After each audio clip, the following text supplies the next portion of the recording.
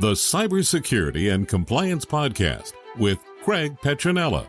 Learn about the most current IT security threats in ransomware, phishing, business email compromise, cybercrime tactics, cyber heist schemes, social engineering scams, as well as hints and tips from leading professionals to help you prevent hackers from penetrating your network and dropping ransomware or malware payloads. This podcast will arm you with the best info to defend your network against the latest cyber crimes. Don't forget to like and subscribe. And now, here's your host, Craig Petronella. You're listening to Cybersecurity and Compliance with Craig Petronella.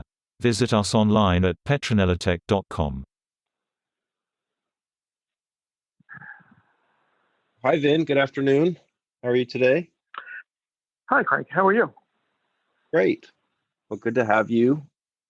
So tell us, what your specialty is. I know we spoke the other day about your monitoring business, but tell us what that means and introduce yourself if you may. Sure, thanks. So my name is Vincent. DiCianni. I am the president of a company called Affiliated Monitors. Our headquarters are in Boston, Massachusetts, but we're located across the country and have offices in Europe. Affiliated Monitors is a company that provides two specific services, and they're sort of niche businesses. One is we do independent monitoring, and I'll describe that in a minute. Independent monitoring of companies that might have some issues or be in trouble with a government agency and be allowed to continue in operations with a monitor overseeing the work that they do to remediate whatever problems that they have. That's one side of our business. And then the other relates to what I'll call proactive work, where we help companies with their compliance and ethics programs and controls. So that's very briefly what we do in a nutshell. Affiliated Monitors started in 2004, so we're going on our 17th anniversary in January. I was the founder of the company, and it really came about because of some cases that I had when I was an attorney in private practice. I had a couple of cases in my career before regulatory agencies where the punishment didn't fit the crime, if I can put it that way. So some companies had done something inappropriate and were being either investigated or charged criminally or civilly or even administratively with some wrongdoing. And sometimes the punishment, the sanction meted out by the government agency was too severe for what the behavior was. So not crossing T's and dotting I's and getting a suspended sentence or a revocation of a license or loss of a contract was, for me, a little bit too severe. And at the time, 17 years ago, this is the old world, if you will, there were no intermediary sanctions. And so what would happen is the government was, basically had a few options. One was a slap on the wrist. Two was a suspension for a period of time, or a revocation, or a debarment or something like that. And those were very severe. Those were almost like death sentences to some companies. And so in the cases that I had, they screamed for a different kind of sanction. And so when I created Affiliated, it was really at that time to think about the cases that I had and how to make it a little bit different by giving options to the government agency where they could have a sort of an intermediary sanction. And that's what the monitoring was all about. So that's sort of an introduction to who we are and what we do. Awesome. Yeah, thank you for that. And I know we talked before, I know a lot of your work is in federal defense contractors and other regulated industries, of course. So obviously a lot of my work is around the new CMMC, or Cybersecurity Maturity Model Certification process for federal defense contractors, where they now have to no longer self-attest. They have to have a certified third-party lead assessor come out and look for two forms of evidence for each of the 110 plus controls, depending on the maturity level that they're after. So, the DoD came out with the CMMC because self-attestation didn't work. NIST 800-171 was really the focal point for the past 5+ years. When I did the training and became a registered practitioner, they talked about the False Claims Act. So what do you think about, I'm sure that there's probably a lot of federal defense contractors out there that may have taken a contract and they had the DFAR 7012 clause as well as the NIST 800-171, and they probably just glazed over it and said, yeah, we'll do that. And they took the contract award. What are your thoughts around the False Claims Act? Could you talk a little bit about that and how you might be able to help some of the folks at your monitoring side? Sure. And I tell you, it's a great question. And there's a lot of pieces to it, right? So, we've worked with contractors and we're serving as the monitor in a number of matters right now where, as you described, the company really didn't have anything in place in terms of those types of controls that you described, or even something broader like a compliance program, or, some process for vetting third parties, or, Right. Joining with subcontractors, that kind of stuff. So we see that all the time. And it is a false claim. If you submit something that says, yes, this is who we are and what we have, and then you don't have it, well, you're not being truthful. And that is a false claim. And, sometimes, and, this has been my experience, but again, I think it's a broad experience. The government has different options. So if it's severe enough and the dollar figure is high enough, then it might be attractive to the Department of Justice or U.S. Attorney's Office or even a district attorney's office, right? So if the activity is so bad, that it warrants some kind of criminal action, then they'll do that. But what happens a lot of times, and I think you know this, is the dollar figure isn't that much. And so it sort of devolves back to the government agency to take some type of action where there can be some kind of meaningful fix, if you will. And so what they will do is, instead of simply dropping the case where there's a clear, false claim submission or some type of fraud or something like that, but the dollar figure doesn't get so high, or it's not the kind of case where they're using it as a sort of a message, to the community, they'll go administrative or civil, right? So they'll make it a civil action in which, or an administrative action in which the company has to do something to fix the issues that have been discovered, like the false claim.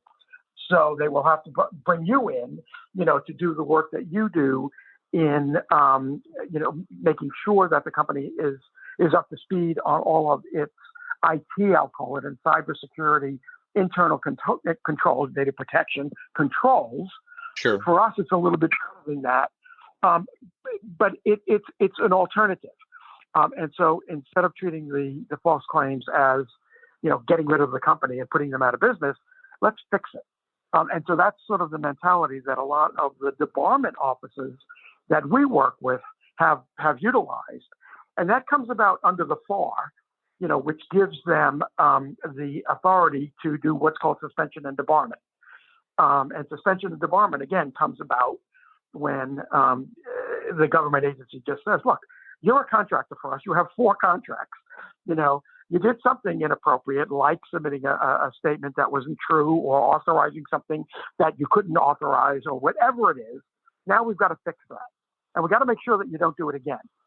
Let's put in a strong compliance program, a monitor to make sure that you're doing it right, and then move forward with the monitor sort of watching what the company does going forward. And so, as you were describing, and I think this is the reality now, I think there's less trust in companies to certify on their own that they fixed the problem or they've done something.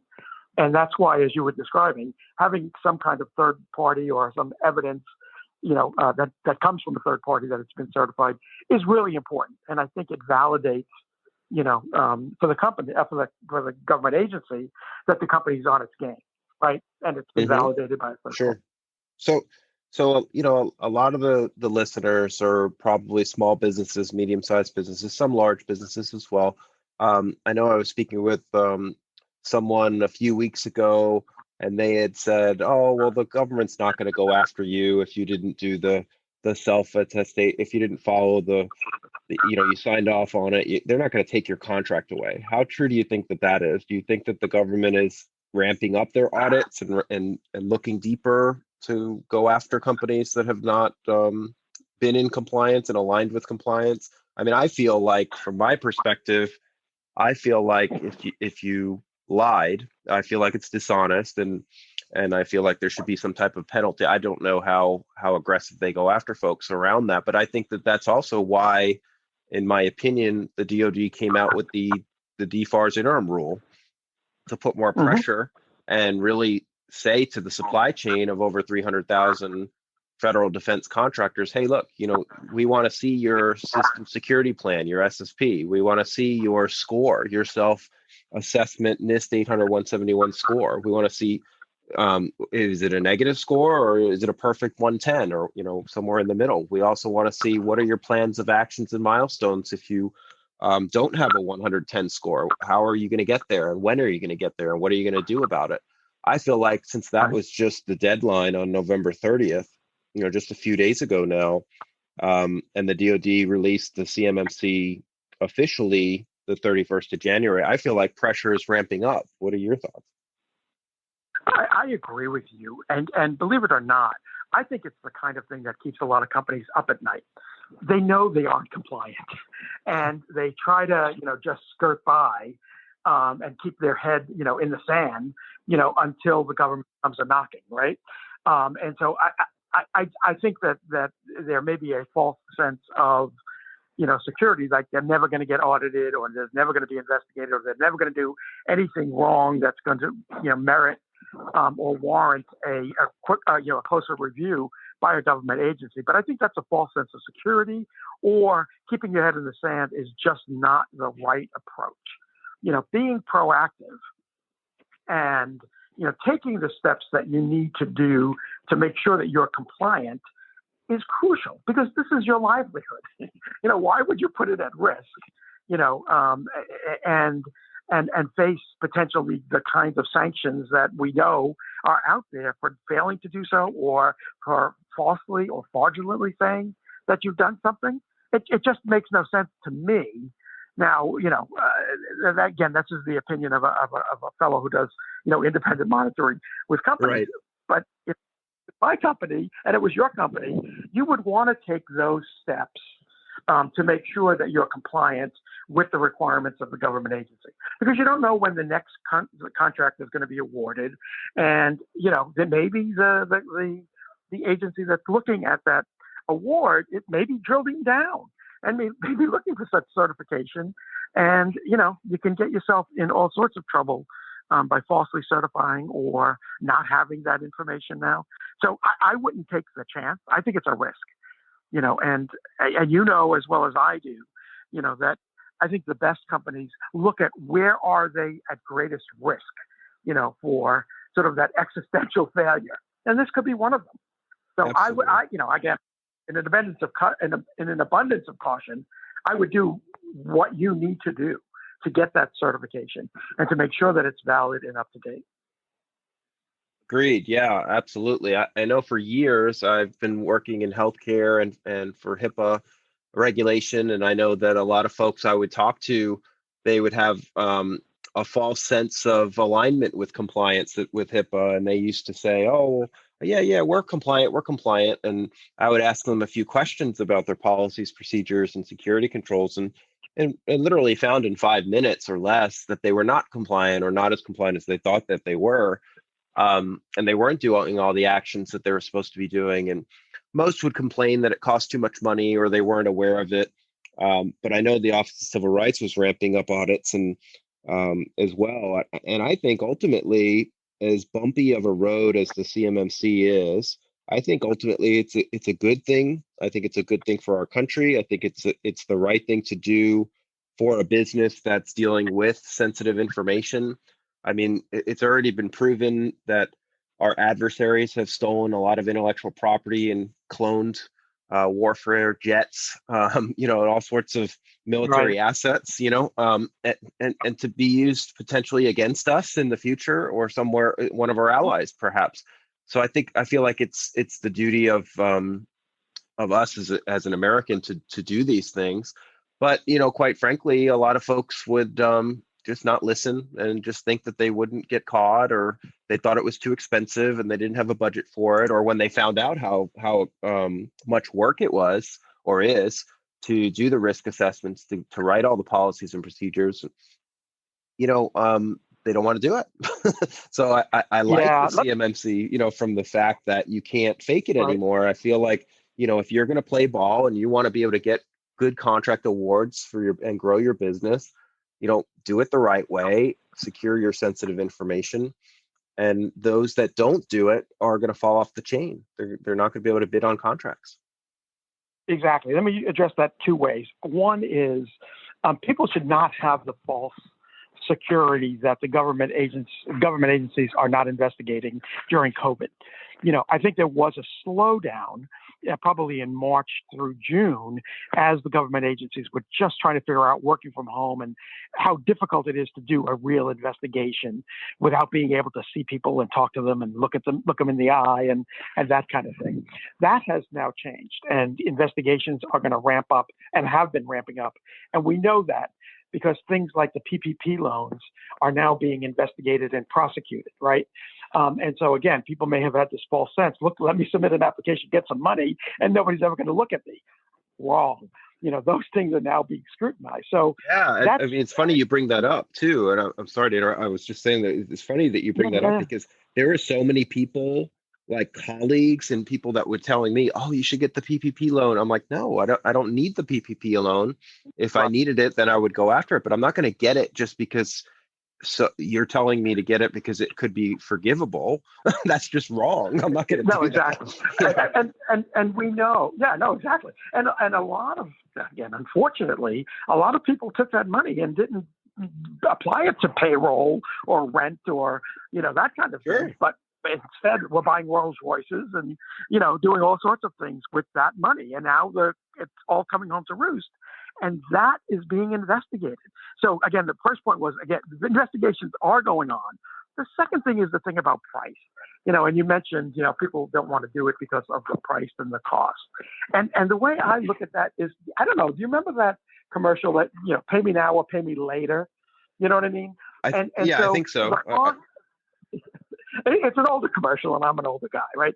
But it was the kind of thing where, like, you could do this now, and it's only going to cost you this. But the price or the cost of not doing it, think about that, what that's going to be, because exponentially, the dollars are going to go ridiculous, right? So if the government agency comes after you and you didn't put that program in for, let's call it $10,000, and you didn't do it, and then you get caught, and now there's an investigation, and now you're going to be prosecuted, and now you have attorney's fees that you're going to have to incur. You have the reputational damage that's going to be out there because it's going to get publicity, and people are going to read about it. You have the damage to your business, financially, because you might not get contracts because you're being investigated. And then there's the cost of the resolution, which is going to be a fine, a penalty, administrative cost, and perhaps a monitor. So just think about that cost. False claims fines are nasty, aren't they? I mean, I was reading in the training that they're like 3 times the contract. So if you are awarded $10 million in a contract award and you're proven to be guilty of false claims fraud, you have to pay back $30 million, 3 times the contract award, plus the infraction fees of over $15,000.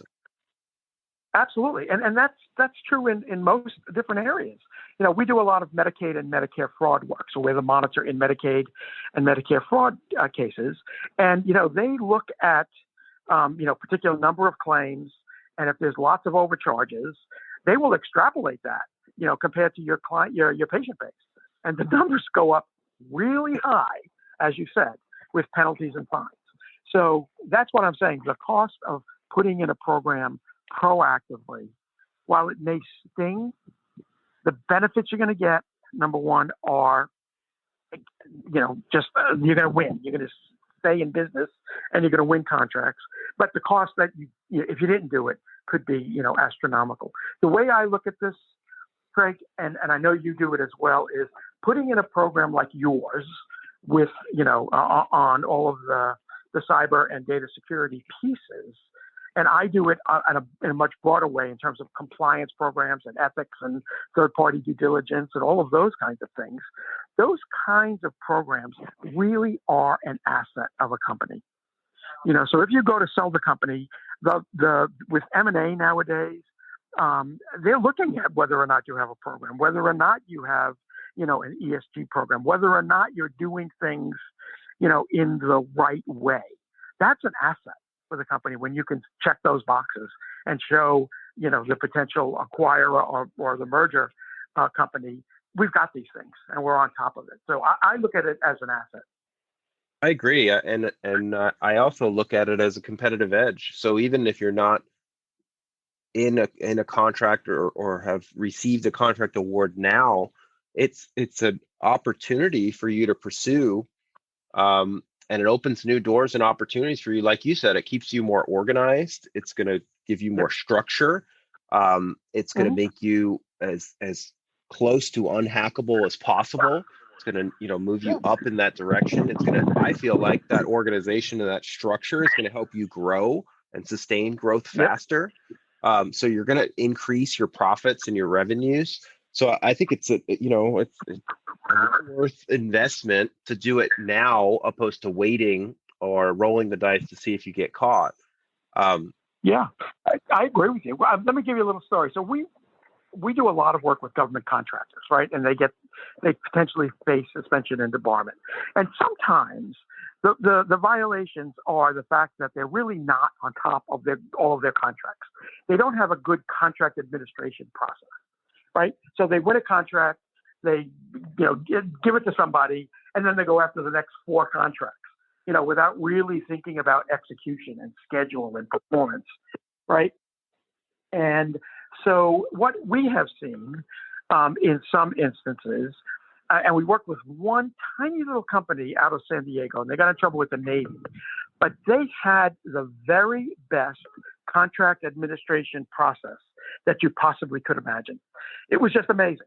And it was a simple process that they knew, it went to these 2 women who were responsible for performance. Like who on the company were going to be responsible for contract performance? Who was going to be on the team? Who were the third parties? Did they vet the third parties? Were they on a suspension and debarment list? What does the pricing look like? What's the schedule for performance going out from day 1 through the end of the execution of the project? It was such an amazing thing. And yet I go into companies who have lots of contracts. They have no contract performance system at all. And you would think it sounds very complex, right? Oh, a contract administration process. They just had this wonderful process. It was like a 2-pager that just worked, that just worked. So these are not complicated fixes once you understand what you're doing and you put the process in place. Agreed. Yeah, absolutely. So you talked about COVID a little bit earlier. How has COVID affected your business with the monitor aspect of things? Since, obviously people are still quarantining, cases are going up, it seems still. How's that affect the monitoring aspect for you? Yeah, we had to make some adjustments because typically as the monitor, you sometimes have to visit sites. And sometimes it's a physical inspection that you have to do, or you want to talk to people face to face. And so obviously we've been restricted in that. We've got a couple of things. We're doing one for the Navy now. And we really needed to go to the plant. Yet when we were planning to go to the plant, they had an outbreak of COVID, so we couldn't go. So we've had to postpone physical inspections. But, on the other hand, a lot of the work that we do is talking to people. And so, the virtual platforms, video conferencing has been more than satisfactory in terms of allowing us to talk to people.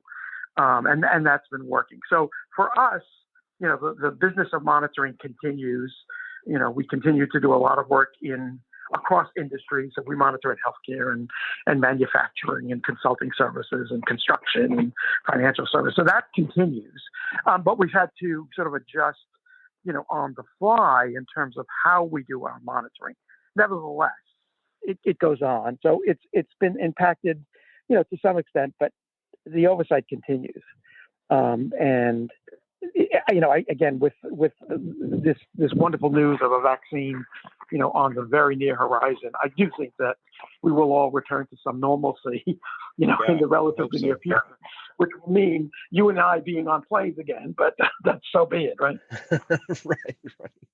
Yeah, I think that there's probably going to be some permanent changes. I think companies have learned to adapt, right? And like you said, the remote tools are pretty mature and useful. I mean, it's not the same as face-to-face meeting, but it's pretty close, and it certainly saves on travel. And I think people are kind of reevaluating their leasing options now and how many people they need to have if they need to have a lease.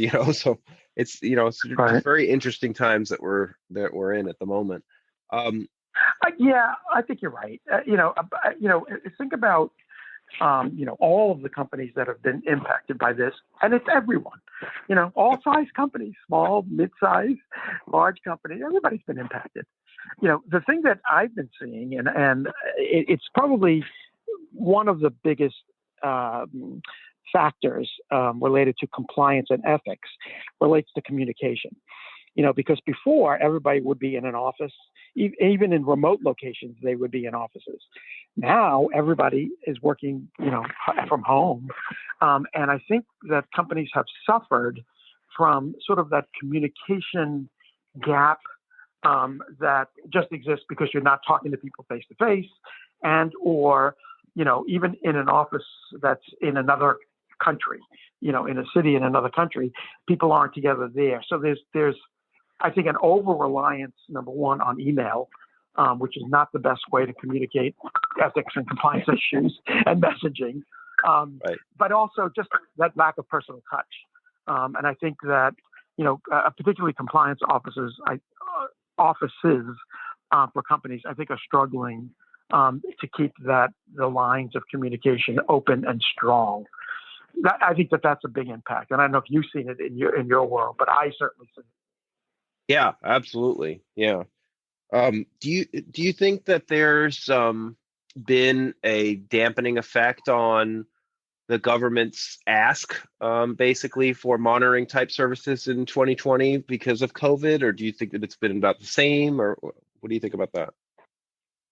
So I think it depends on the agency. One thing that has been very clear to folks that work in the white collar space with the Department of Justice is there was a reduction in the use of monitors in the large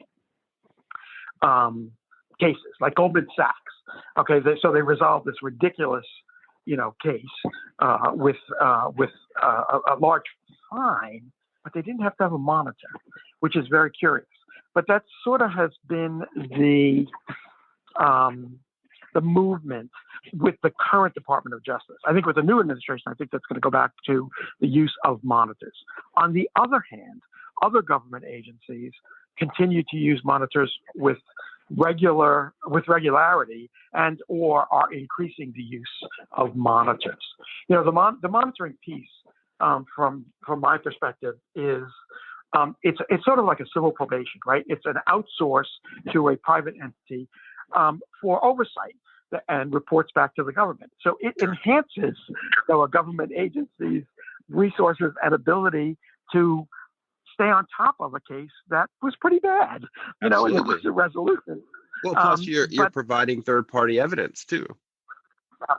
Absolutely. But to have a company monitor itself, to me, I think you get what you pay for, right? And I wouldn't even think that would be ethical. I wouldn't even think it would be ethical to be able to monitor yourself. Well, that's what happens. It is. And that's why you don't have a monitor. You're just saying, look, you got to report to us that you're doing well. Well, what do you think the answer is going to be when those reports go in? We're doing well. Right. It's just not an independent. The company that's self-monitoring has an interest in making sure that, it's doing well. So. Well, it's just like the self-attestation process. Like I remember working with a client in the HIPAA world about a year ago, and one of the questions was, when was your last third-party risk assessment? And they had done a self-assessment. And obviously they thought they did a good job with their self-assessment, but it was woefully inadequate. It was so incomplete. Yeah. And so it's kind of like, it's the same methodology there. I don't think that self-assessments are good. It's kind of like watching a YouTube video and doing surgery on your knee. I mean, it's just not I mean, let's face it. I mean, you want to hire a professional that knows what they're doing, that knows the compliance side of things, as well as the cybersecurity side of things on the security control sides, and then the mapping and intertwining of the two together to make sure that you're getting and reducing your liability, getting alignment and reducing your liabilities and risks. I couldn't agree with you more. I think that you use the knee, example. I use it like, can you assess yourself? How good are you at assessing yourself? I don't think you give yourself an objective response. We do a lot of work in assessing a company's compliance program, how real it is, how strong it is, are there gaps, but then how effective is it, in the field? And so if you think about a company doing it itself, who's going to do it? Is it going to be the internal audit committee that doesn't know anything about compliance, that's going to audit compliance? Is it going to be the compliance officer, auditing himself and assessing himself? So a lot of companies bring us in as an independent third party with lots of experience in looking at companies' programs and cultures. So you get a real valid assessment of the company and the effectiveness of the program. It makes so much sense, right? And it's worth its weight in gold. I mean, it's worth its weight in gold. I mean, it just doesn't make sense to try to do that on your own. I mean, you have to have a professional do it to find the issues and just move the needle forward. I mean, look at what happened with the DoD interim rule recently, a few days ago. They released some self-assessment tools, and there are some websites out there that will help you. But most people couldn't even get past page 2 because they were saying, okay, well, what is your control 3.1.1? Are you compliant with that or not? and Katie Arrington, the CISO from the DoD, she had done a webinar, multiple webinars, but one recently, a few weeks ago, and she was saying, all of you are supposed to be attesting to NIST 800-171 for over 5 years now, so this shouldn't be a big deal. But here's the reality. The reality is most of the people were doing nothing during those 5 years. So now it's the scramble effect of, oh my gosh, what do I need to do? I don't have all those policies. I don't have security controls. I have some stuff, but, and then they try to cobble things together, and then they try to use these tools on the internet that are freely available, again, to try to self-assess themselves, and they don't even know how to go through it because it's complex, it's hard, it's technical, and you need an expert to guide you through it. Absolutely. You talk about pulling things off the internet. One of my colleagues is a former U.S. attorney in Massachusetts, right? And he has told the story of doing an assessment of a company's compliance program because the company was being investigated and wanted to, they rolled in their compliance program trying to demonstrate that, oh, we're really good, we got a good program. And as he was reading the program, this compliance manual, he's seeing that they didn't change the name of the company whose compliance program it was. In other words, the company took the program off the internet and changed the name in some places, right? They put their own name on it, but in some places they didn't put their own name. And it was like, so now you're trying to, not only did you get in trouble for the acts that got you here, but now you're trying to say to me that you have a strong compliance program. I mean, that's what happened. Yeah, I know these are silly stories, but they're true stories, which just leads to that whole issue of, do companies take compliance, and again, in your world or in my world, do they take it seriously enough? And, I'm sorry to say that there's a lot of companies out there that just don't even bother. And you said that earlier, right? They don't bother. And they think I would say that most of them, I would say most of them don't bother. I would say it's pretty rare that I speak to somebody that does have their stuff together. And that's why I welcome the CMMC, because I feel like that's going to be a game changer for other regs in our country. I feel like it's going to overtake HIPAA one day. I mean, and for good reason, because with HIPAA compliance, you can still do the self-attestation process. You're supposed to be doing the risk assessments every year. You're supposed to have an evidence trail. But most of the chiropractors and physical therapists and the smaller medical practices, sometimes even the larger they're not doing all the stuff that they're supposed to be doing. Right. No, exactly. They're not. And that's, again, that's a scary thought, because I think, as you recognized at the beginning, this is really a good thing. This is a very good thing. I mean, look at what's happening. Look at what's happening on the headlines with ransomware and how ransomware is shutting hospitals down all through, the world. And had these hospitals had a good cybersecurity and compliance program that they were pen testing regularly, at least every year, and they were doing their risk assessments, and they had the supporting evidence, they'd be doing drills on this, and they wouldn't be low-hanging fruit. Yeah, no, it's so true. In the Office of the Inspector General for Health and Human Services, in its corporate integrity agreements, builds in now a requirement that the company institute a strong ethics and compliance program and controls. They just build it in. And again, you would think that these kind of institutions, laboratories and medical centers and large group practices, you would think that they would have such programs in place, and they don't. Now they're being compelled to, right? They are. And then the other, guidance has come out of the Department of Justice, and they keep updating it, but there are strong requirements to have a strong ethics and compliance program in place. And you get a better, if you're ever charged, with some kind of crime and you go to resolve it, you get a better disposition if your program is strong. Well, and I think that's right. I think that, kind of like how insurance companies, sometimes employers reward their employees for working out and exercising. And if they show supporting evidence of that, they might get a discount. So I feel like this should be going into cyber insurance too. I feel like you should not be able to get cybersecurity insurance if you can't furnish supporting evidence of your risk assessment, your third-party risk assessment, and your pen testing and all of your policies, procedures. If you can't furnish that, you shouldn't qualify.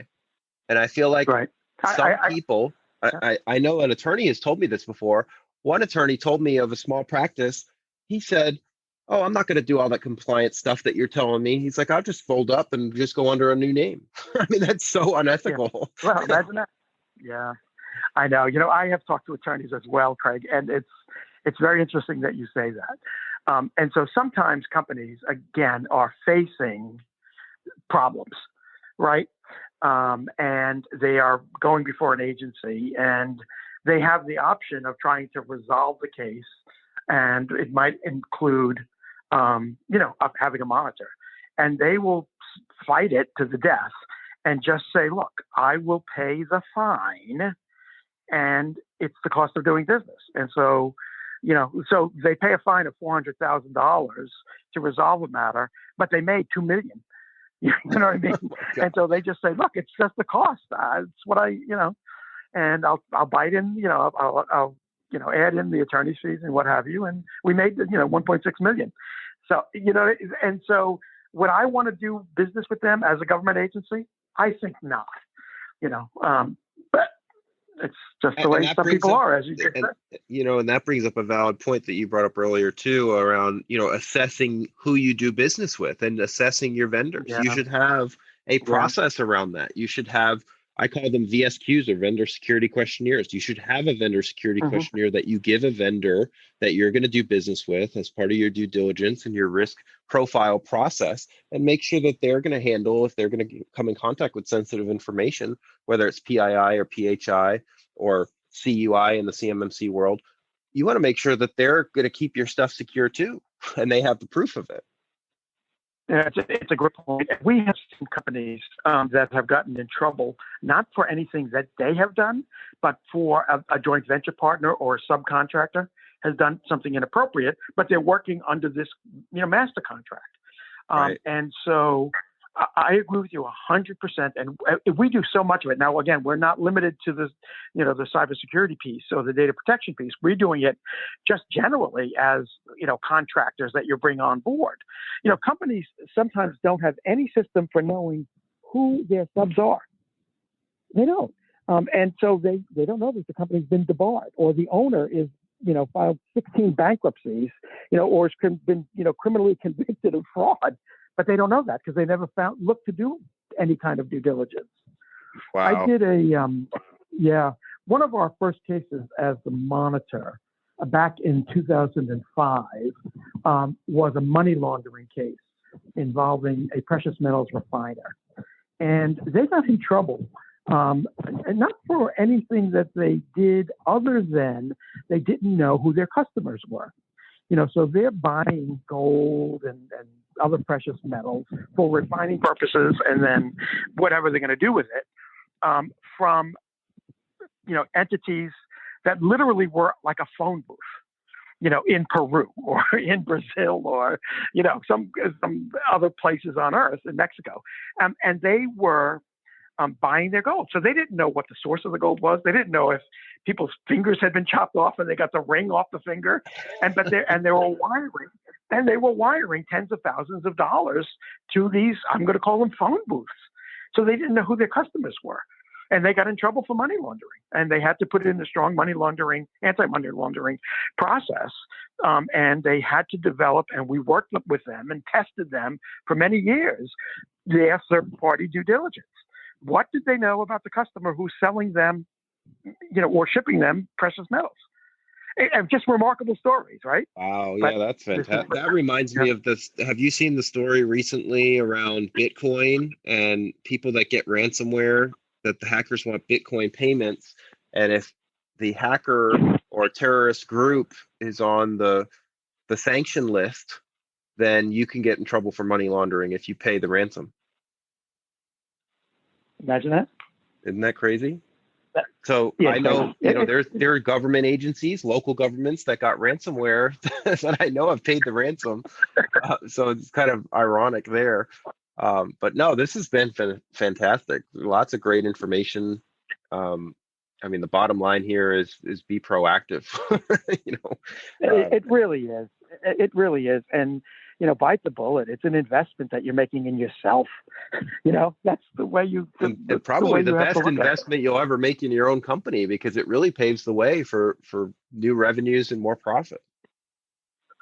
Yeah, exactly. And the thing that it just resounds here, and it and I know it, and that is you're dealing with human beings, right?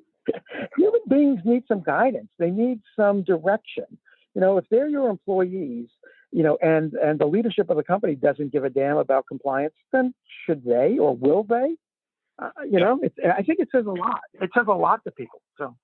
Well, that's why I welcome the day that, and I believe strongly that the CMMC ultimately is a good thing. The third-party audits are a good thing.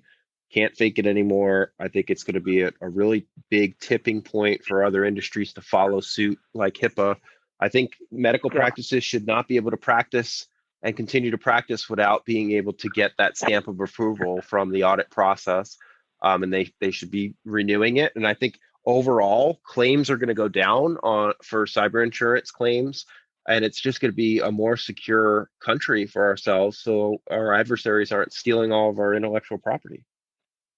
Yeah, I think you're right. Again, I think that anything that helps is a good thing. I see it as a positive. I don't see it as a negative. Some people will, but I see it only as a positive. And then, as you said, there are so many sort of downstream positives, right? Which it all works to the benefit of society. So it's all good stuff. Craig, this has been great. Absolutely. Thank you so much. Yeah, thank you for joining and sharing such great information. I really appreciate it. Well, just tell our listeners one more time how they can reach you, how they can contact you. Sure. So again, my name is Vin DiCianni. The company is Affiliated Monitors. Online, we're www.affiliatedmonitors.com. And you can always reach me there, and also on LinkedIn. So lots of ways of finding us. You can just look up the word independent monitor and we show up, right? Awesome. Thank you so much, Vin. I really appreciate it. Have a great rest of your day. We'll do this again. Absolutely. You too. Take care. Okay. Bye now. Bye. Thanks for listening to yet another episode of Cybersecurity and Compliance with Craig Petronella. Listen to all of our podcasts on Apple, Google, and Spotify. Visit us online at petronellatech.com to book a meeting with Craig about your business. Thanks for listening to the Cybersecurity and Compliance Podcast with Craig Petronella. For other episodes and more information, visit petronellatech.com. Also visit our other websites, compliancearmor.com and blockchainsecurity.com.